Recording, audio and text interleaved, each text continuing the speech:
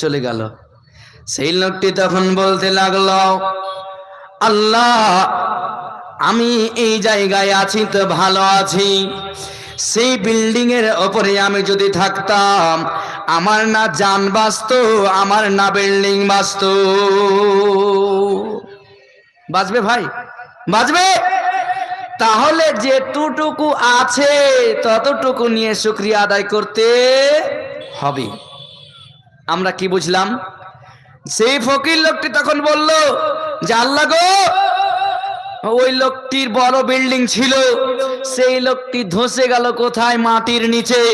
আর আমি আল্লাহ খুব ভালো আছি, আমি শুয়েছিলাম, নিন খুব সুন্দর হয়েছে, ঘুমটা খুব সুন্দর হয়েছে, আমি ভোরবেলা জেগে উঠে গিয়েছি।